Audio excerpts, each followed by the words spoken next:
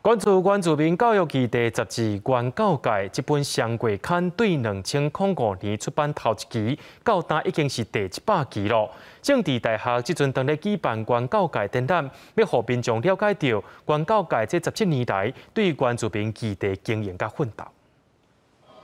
红布揭开，展现出野百的数字，庆祝原教界杂志出版第100期。原教界是一本关注原住民教育议题的杂志，内容嘛延伸到语言、文化政策等等方面，为一个角度来讨论原住民族的教育。亲像每一期的封底拢有世界各语言的专栏，伫第100期嘛回顾过去上届100种语言，其中就包括台湾的46种语言。这个刊物走的路线是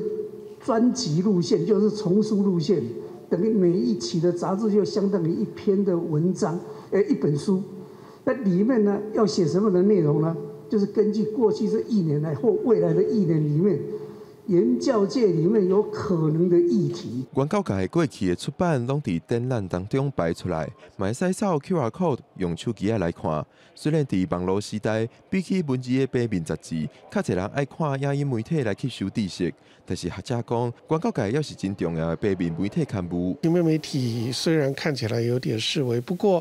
譬如说我们要了解一些比较深刻的资讯，尤其是这一类譬如说你提供跟教育有关的资讯的话，那文字类的媒体所呈现的，还是有它一定的深度跟广泛性。政治大学9月初8到10月30，伫学校内底大贤图书馆办理特别展览，希望想要了解原住民相关议题的民众，做伙来见证原教界自2005年起算17档以来，超过1300位作者的参与成果。记者郭本场随台北报道。